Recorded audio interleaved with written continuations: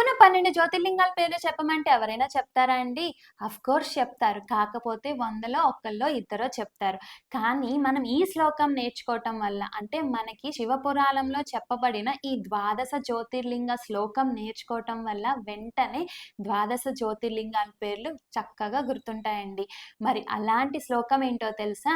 సౌరాష్ట్రే సోమనాథంచ శ్రీశైలే మల్లికార్జునం ఉజ్జయిన్యాం మహాకాలం ఓంకారే చామలేశ్వరం కేదారం ఇమవృత్పృష్ట డాకిన్యాం భీమశంకరం వారణాసిం చ విశ్వేశం త్రయంబకం గౌతమీ తటే వైద్యనాథం చ సితాభూమౌ నాగేశం దారుకావని సేతుబందే చ రామేశం గూష్మే చంచ శివాలయే ద్వాదశైతాని నామాని ప్రాతరుత్థాయ యః పటే సర్వ పాప వినిర్ముక్త సర్వ సిద్ధి ఫలం లభేత్.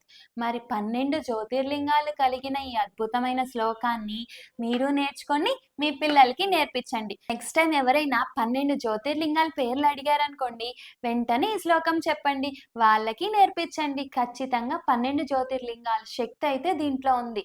మరి మీరు నేర్చుకోండి, ఆ శివుడి అనుగ్రహానికి పాత్రలవ్వండి. మరి నచ్చిందా? వెంటనే లైక్ ఇచ్చేసి మీ ఫ్రెండ్స్ అండ్ ఫ్యామిలీ మెంబర్స్కి షేర్ చేయండి. ఇలాంటి మరో అద్భుత శ్లోకంతో మీ ముందుకు వస్తాం. అంతవరకు సర్వే జన సుఖినో భవంతు.